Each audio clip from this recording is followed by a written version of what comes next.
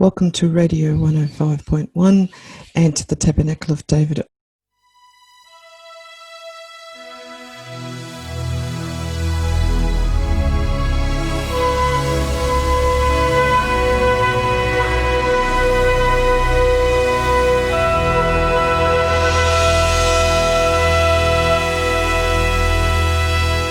My guest today is going to be Jill Curry, and we'll talk to her in just a moment about October the 31st, the charge at Beersheba.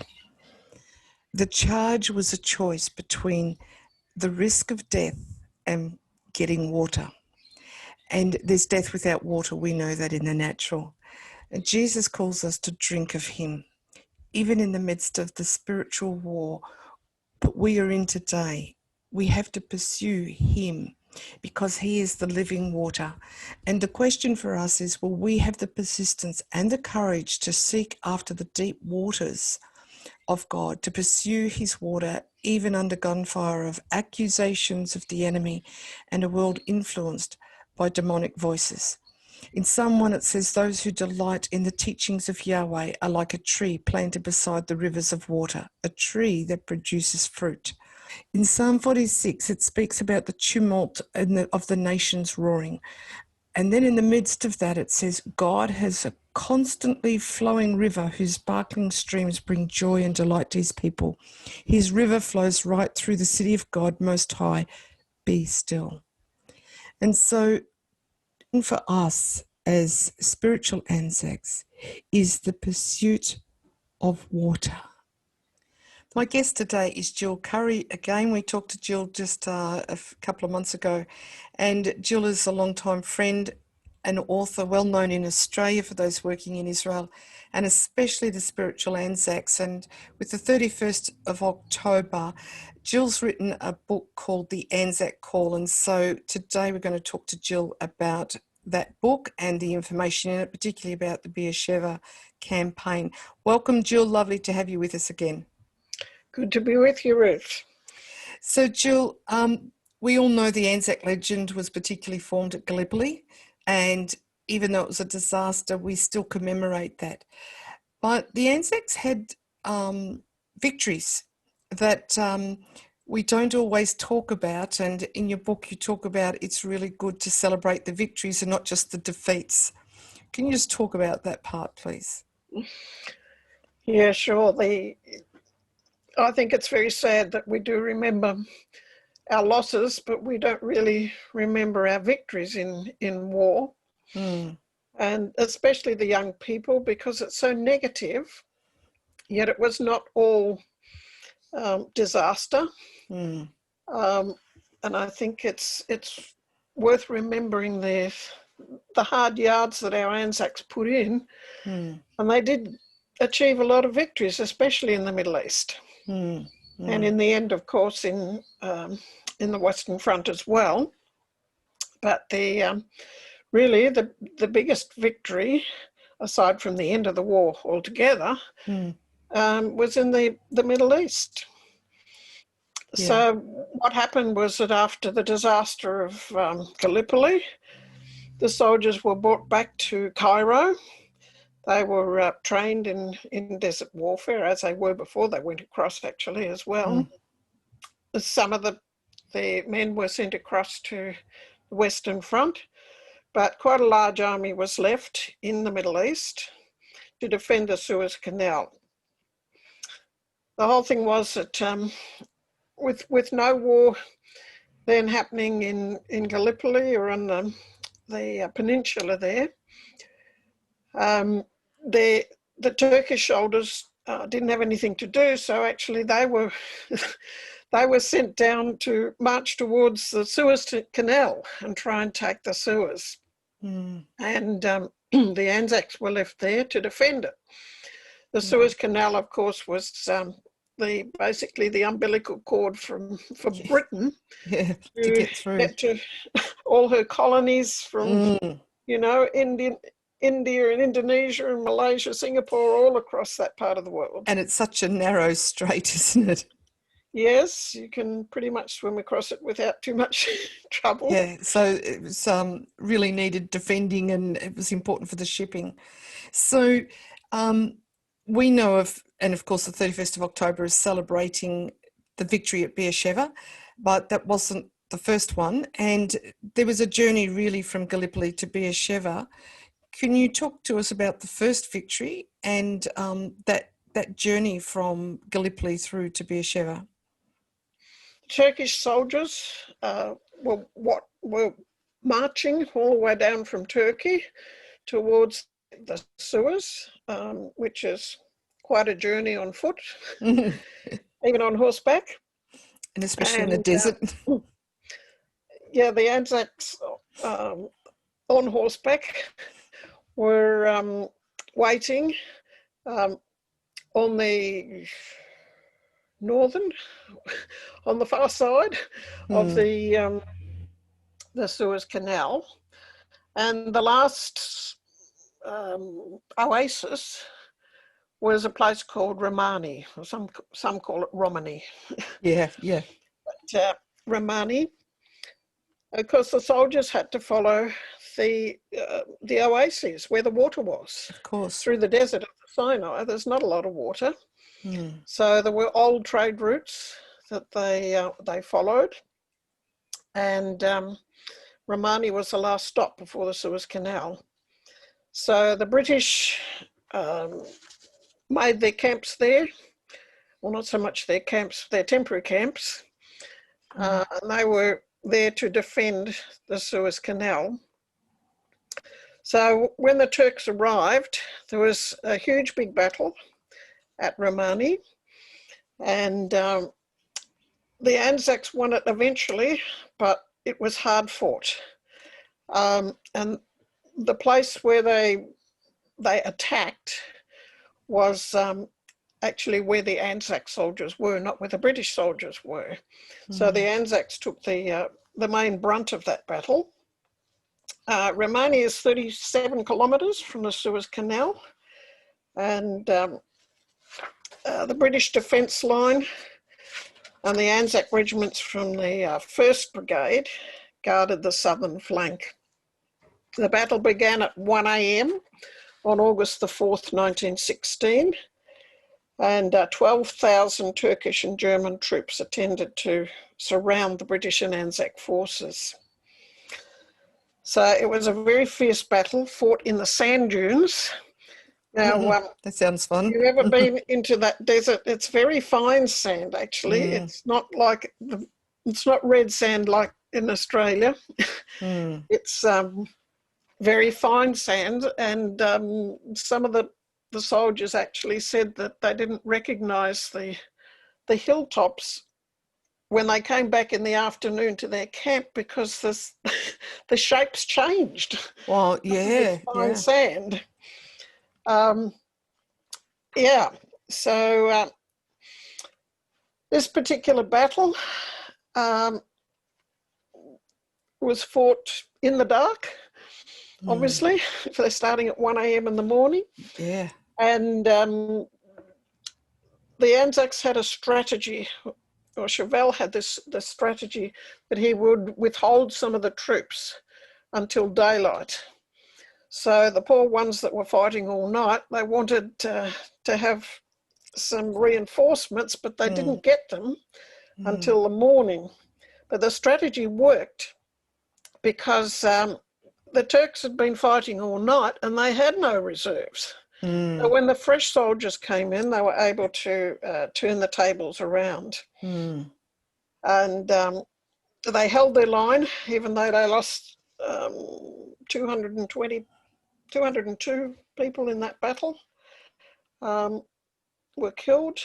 Another 800 were wounded, and some went missing.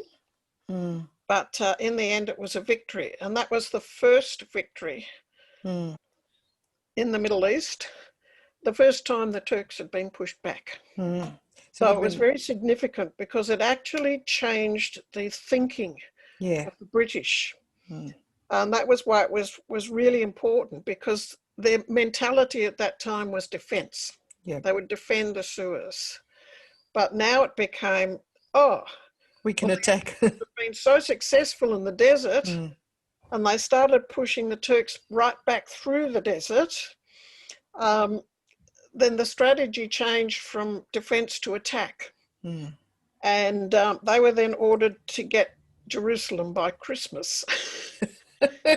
So that became the task. Yeah. They wanted a Christmas present for the British people, who were very deflated by war and defeat. And they thought that a nice Christmas present would be to recapture Jerusalem for the first time in 400 years. It would be in theory, but it wasn't quite that simple, was it? No, Because it wasn't that simple. by the time they got then to Gaza, moving up to there was two defeats, rather reminiscent of Gallipoli, and so some changes had to be made, especially if they're going to get to Jerusalem by Christmas. And so tell us about this change of direction and why Beersheba. Yeah, well, they got right through the Sinai, okay, but the problem was when they tried to get Gaza, that was quite a different story. They tried that in March and April of 1917, but yeah, it was a dismal failure, and not because of the ANZACs. They did a good job. They actually got into town and they had the wells. The problem was that the British commander, Murray, was in Cairo, not at the battlefront. And of course, they didn't have mobile phones in those days. Yeah. And even the telegraphs were a bit slow. So he was making decisions, not being at the battlefront and not seeing what was going on. And his reports were telling him that there were reinforcements coming for the Turks, and that it was a hopeless situation. So he commanded the troops to withdraw when they already had the city. So not good. no, the next day he saw his mistake and sent them back in, but that didn't work either. They tried again a month later, again without success. And so the Brits actually sacked Murray and put General Allenby in charge. And then they decided that they needed to try a different strategy. So the strategy was eventually decided that they had to march through the desert, which the Turks thought was impossible, and to get as far as Beersheba and come in that way, the other end of the Turkish line, which stretched from the sea right through to Beersheba. So we're talking with Jill Curry, who's the author of the ANZAC Call, and we're talking about particularly the charge of Beersheba for the 31st of October, and we'll dive more into that battle in a moment. So my guest today is Jill Curry, the author of the ANZAC Call, and with the 31st of October being importantly the anniversary of the Beersheba charge. Jill, we've just been talking about prior to the Beersheba charge, and you state in your book that in desert warfare, it's all about water for horse and rider. And here they are going to war in a desert. How do you get water, and why is Beersheba so important in that? Yeah, well, if anybody's actually been through the desert, they understand how important water is. If you haven't got it, you've got to take it with you. And so they sent in the engineers to find any water wells, any old ones, and restore them as they could on the route, because it was a 3-day trek to get from Gaza into, or from El Arish, where they were camped, a place called Shalal, which is today in southern Israel, through to Beersheba. Of course, they had to move at night, not during the daytime, because when you're moving thousands of troops in a desert when there's been no rain for 6 months, you kick up a lot of dust. And when you've got dust, the aircraft find it very easy to spot where you are. Yeah. So they had to Apart move from the at heat. night. and try and sleep during the day if they could in the desert heat. Yeah. But there was not a lot of water. So the main water wells that they had to capture was Beersheba, the ancient wells of Abraham, the city of Abraham, Beersheba, known as the ancient city of Abraham, and where he dug wells. And so after 3 days in the desert, some of the horses had been 60 hours without any water. And the men also only had a ration for 3 days. So if they didn't get it in 3 days, you die in the desert, because it was quite a long way to go back to any sort of near water. And that wouldn't have sufficed the troops anyway. Yeah. So they had a good reason to capture this city in a day. Absolutely. It was either victory or death, really, wasn't it? It was either keep riding, defeat the enemy, or die of thirst. So, Jill, would you like to just give us a very quick summary of what happened, as in, how they really approached that, before we get into some of the other factors? Yep, well, the battle started before dawn. The British did the hard yards in the morning with trying to bomb out as much as they could. Yeah. They completed their task by about midday, and then the battle moved to a place called Tel El Saba, which is today Tel Beersheba. It's really only a hill. It's an ancient tell where the ancient city of Beersheba was. A tell being a city built layer upon layer upon layer during the thousands of years. And but that hill overlooked where the horses eventually charged. If they'd not taken that hill, it was entrenched by Turkish gunners. Suicide. First of all, and those given the task of taking that were the New Zealand troops. Yeah. At the latter part of the battles, they got some reinforcements from some of the Aussies, but mainly it was the New Zealanders that captured that tell. And it was a difficult battle. They had to climb up the hill being shot at, and eventually did manage to capture it. But it was about 3 o'clock by the time that was taken. And it was getting dark by 5 o'clock, so they didn't have a big lot of time left to be able to capture the actual city. So Chauvel decided that the charge was really their only option. And so he chose the Australian 4th Brigade, which consisted of the 4th Regiment from Victoria, the 12th from New South Wales, and the 11th was mainly from Queensland. They were in reserve, but it was the 4th and the 12th regiments that did the work, about 800 soldiers on horseback. And they were told to charge. So at 4:30 in the afternoon, they started off at slowly and increased their speed. And normally when the light horse charged or battled, they would ride to near where the battlefront was. They would dismount, and then they would battle with their bayonets. They did not have swords as such, like cavalry did. So that was their normal pattern. That's what the Turks were used to. But on this occasion, instead of stopping to dismount, they kept going. So, Jill, by the time the Turks realised that the ANZACs weren't going to stop, they actually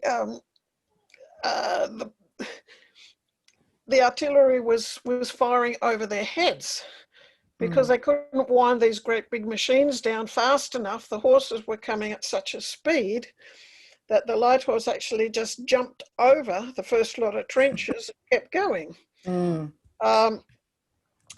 Of So course, in your book, you talk about they called them madmen, the ANZAC's madmen. So I guess from their point of view, they just kept coming instead of getting off their horses. It must have been a fearful sight for them. yeah, it must have been. But they were entrenched, so they had the advantage. Yeah. The light horse are just galloping 6 kilometres over open fields.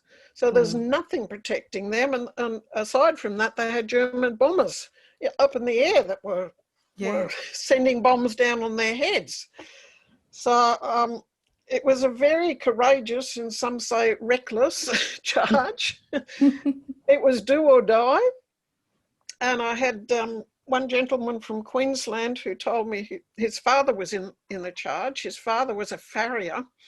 So his job was working with horses. He was proudly always in charge of a horse, except for one day of his life, and that was at the charge of Beersheba. When his horse smelt the water, he said there was no stopping it. Yeah. Those horses were so thirsty, they were heading for the water. Yeah. And they would have smelt it from that distance. Yeah, you know, the horses would. Of course, have a much stronger sense of smell than we do. Mm. So by 7 p.m., 60,000 men and 100,000 animals descended on Beersheba for that water. And it's been calculated that they needed 1,800,000 litres of water. Wow. For them. So can you imagine lining up for your drink? And it wouldn't have just been a quick drink. They would be really gulping it. The horses can go 3 days without water, but then they need about 30 litres of water to satisfy them. Wow, what a scene. And Jill, there's quite a few heroes in the story, and you've got about a Bendigo digger was one who was awarded a Victoria Cross, which probably most in Bendigo don't know about. What can you tell us about him? Yeah, well, actually, he didn't get a Victoria Cross. He was recommended. Oh, sorry, I must have read that wrong. Yeah. But he was awarded a Distinguished Conduct Medal. Mm-hmm. And his name, like many of them, I might say, there were many that were recommended for Victoria Crosses, but they only got Distinguished Conduct Medals, DCMs. Okay. Instead. His name was Jack Cox. Warrant Officer Sergeant Arthur John Jack Cox, but he went as Jax. Mm-hmm. And he was the one from Bendigo. He was riding the charge and on one of the flanks, and he saw a group of Turks with a machine gun that they were setting up to fire at close range at the advantage horsemen. And he could see the carnage that this gun was going to cause. So he veered his horse around and headed straight for the gunners, yelling at them and bluffing them into surrender. He was on his own, a lone rider. Oh my goodness. Very vulnerable. And single-handedly, he took 40 prisoners and saved many more lives from those machine guns that were about to fire on them. He got his Distinguished Conduct Medal for that. Wow. So is there any other characters that you'd like to mention to us? Yeah, I'd like to mention Trooper Sloan, known as Scotty Bolton. If anybody's seen the Light Horse movie, he's one of the four characters in that. He was from Geelong, and he was actually the one who was responsible for stopping the German officer from blowing up the wells. They got into the city, but had they lost the wells, of course, they would have all died in the desert, so to no advantage whatsoever. And Scotty Bolton, he jumped over the first lot of trenches, he lurched at a couple of Turks in the second lot of trenches, then galloped into town. And at that point, he saw a Turk and grabbed his revolver. And when he got back on his horse, he noticed in the window of this building that there was a German officer officer standing ready to blow up the important buildings in town, which had all been mined. So he went into the building and another trooper with him. They took the German hostage, and basically a couple of the wells had already been blown up, but there were 14 wells in Beersheba at the time, so they saved most of them. Had he not had that quick action, they could have lost the lot. But it didn't stop there. Scotty came out of the building. He saw some Germans escaping with a machine gun. And even though this revolver that he got, he ordered the German to stop. But of course he took no notice. So he tried to shoot his rifle, found it was empty. So undeterred, he knocked the officer out of the saddle with the butt of the revolver and ended up grabbing the reins of the horses that were trying to escape, and he captured the whole lot of them and brought them back into town, and along the way he collected another 30 or so Turks. Again, a single-handed amazing feat of courage. Courage all around, and the ingenuity to handle the situations as they found them. Extraordinary, isn't it? I'm talking with Jill Curry, who's the author of the ANZAC Call, and we're talking about the charge of Beersheba on the 31st of October in 1917. So I'm with Jill Curry, the author of the ANZAC Call, and we've been talking about the charge of Beersheba on the 31st of October.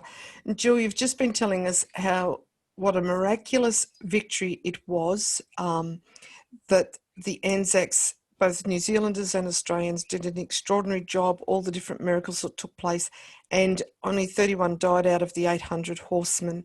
And it was also a significant day. So let's just wrap up here about the Beersheba victory that was so stunning and so important. Yes, there was one of the German officers that was captured. He made the statement that they are not soldiers at all. They are madmen. They'd never believed that they'd be so foolish to try to charge at entrenched Turks and so outnumbered as they were. So it was a really significant battle, and only losing 31 on that day. A few more died in the days afterwards. But it's known as the last great cavalry charge in history. It's gone down in history as being so significant. So, and just to finish off with Scotty Bolton, he survived Beersheba, but he lost both of his legs in Jordan the following year, and came back to Australia and was months and months and months in hospital. Had to learn to use wooden legs to get around, but went back to farming and had a very successful life. And I actually went and met his daughter down in Geelong a couple of years ago.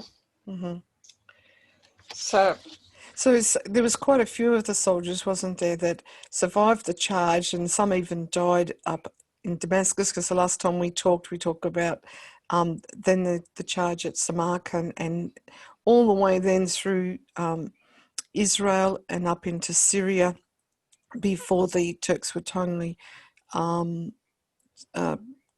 back. But Beersheba charge was really important on the 31st of October. What's so important about that date, and that what happened, that it's just like you could see God's hand on it?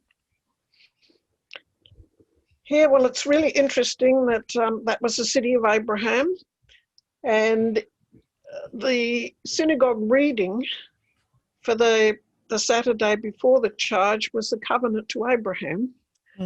And here they are freeing the city of Beersheba and the land of Israel from 400 years of Turkish rule. And I think it's best summed up in the words of Netanyahu on the 100th anniversary in Beersheba. His words were, exactly 100 years ago, brave ANZAC soldiers liberated Beersheba for the sons and daughters of Abraham and opened the gateway for the Jewish people to re-enter this stage of history. Brave soldiers who are buried here play a crucial role in defeating the Ottoman Empire, liberating the Holy Land and ending 400 years of Ottoman rule in one great dash. Amen. And it was wonderful to hear Netanyahu who say those words, because it sums it up so well, doesn't it? That importance. And Prime Minister Malcolm Turnbull, at that time, his words were, quote, had the Ottoman rule in Palestine and Syria not been overthrown by the Australians and the New Zealanders, the Balfour Declaration would have been empty words. It did not create the state of Israel, but enabled its creation, end quote. And it's just amazing that on October the 31st, not only did they capture Beersheba and turn the tide of the whole Middle East campaign by that reckless charge, but on that same day in the British Parliament, the War Cabinet was meeting, and the Balfour Declaration was actually decided at almost the same hour. Consider the time difference between Beersheba and London. So here we have the political document that was enabling the return of the Jews to their land, but you have the military victory on the same day that opened the way for the Jewish people to return and biblical prophecy to begin to unfold again. Yes, and that being also on the 500th anniversary, no, the 400th anniversary of Luther hammering his 95 Theses into the door at Wittenberg as well, the same time, same day. So it's no accident. It's like God had his hand on that day, and for the lands to be cleared of the Ottoman Turks so that the land of Israel could be established as a nation again in 1948. Very significant events. Jill, I just want us to move track just a little bit for the last 4 minutes or so. In your book, you've talked about the spiritual ANZACs. You've used that term, and we've all used that term, and that's a really important term, I believe, in where we're at the moment. And I think it'd be really good to unpack that a little bit, because this is why it's important to the church. This is why this understanding is so important for us as believers today in the world that we're in. Yes, the physical ANZACs opened a way for biblical prophecy to unfold. But the job's not finished. That enabled the Jewish people to return to the land physically, become a nation again physically. But the prophecies that we read, particularly in the Old Testament, they talk about a return in the physical, but they talk about a circumcision of the hearts. That God will make a new covenant with them, that he will give them new hearts that will, a new covenant. And it's that work is in progress. The physical return is the first of it. The restoration of the land and the cities is another step of it. But it doesn't finish there. So God's promise is that the people will be redeemed, and they would again become his people, and they would welcome, in fact, his return. And he's not going to come. It says in Luke 21 that that he's not going to, or Matthew 23, that he's not going to return until they welcome him. They say, Baruch haba b'shem Adonai. The Jewish people have to welcome the return of Jesus. And, you know, Luke talks about the time of the Gentiles, and that the Gentiles would occupy Jerusalem until such time as the times of the Gentiles were complete. So the Jewish return is a part of a process where the hearts need to be restored. And God is restoring the hearts. There are many congregations of believers throughout the land now. And that's a work in progress also that has been growing over the years. I think we need to not so much see an event of the hearts being changed, but we need to see that it's already underway, and we are being invited to participate with God in his work, in partnering with the believers, in partnering with the hand of God. And this is what we're calling the spiritual ANZACs, who will pray for and participate in the work that God is doing in bringing the people to himself. Because it is a process. Their Saviour and their Lord. Amen. Because it's a process, we know ourselves. Walking with the Lord is a process, and for Israel, it's a process. And even those coming back to the land with making Aliyah, that's not completed yet. That's still an ongoing process, and what's happening there. And so for the spiritual ANZACs, where the natural ANZACs at this battle had to have great courage, it's like a Gideon company, isn't it? The spiritual ANZACs, it's like it takes a lot of courage, it has over the years, to stand with Israel when politically it's not always politically correct or whatever, and it's difficult for the believers in the land as well. And so this call to the spiritual ANZACs is requires courage, it requires perseverance. What else would you say to the listeners about the spiritual ANZACs in this day? Certainly it requires courage, because most people don't see this. The world doesn't see it. Everybody's criticizing Israel, not standing with her. The UN is putting all of these sanctions against her. The EU is against her. It's like everything gets blamed on the Jews. Even COVID, I've heard, has been blamed on the Jews. And of course, in Hitler's days, it took immense courage for anybody to stand with the Jewish people. It could cost you your life, and who knows, we may be in the same situation before too long. But it's standing for God's purposes. It's having the courage to do what is right, even if it costs you your life. That's what the soldiers did. They had a commitment to the army that whether they returned alive or not, they were committed as long as the war was on, and the war's on for us, and the war's on for Israel. So the soldiers are the ones that are willing to stand in the tough days and be a voice for the Lord. Amen. Certainly about soldiers of the cross and picking up our cross in that regards, and to be in alignment with God's purposes. Jill, it's just been a real privilege to have you with us again and to unpack that. And I really encourage you to get hold of Jill's book, The ANZAC Call. You can get it at Koorong, and it's a great read, and it just really fills out all the details and the call for us at this time. So just want to encourage you to get that, or you can go to Jill's website, giftsfortheking.com.au. Is that correct, Jill? Yes. And we'll hopefully talk with you again some stage. Thanks very much, Jill. Pleasure. So there's much to learn from the ANZACs about a comparison with spiritual warfare. There's much we need to learn about their ability to adapt, the ingenuity, but most of all, the great courage and standing together regardless of what. Yes, they were called madmen, but that was speaking of the extraordinary courage, both of the New Zealanders and the Australians and the Brits, because it was all of the allies together.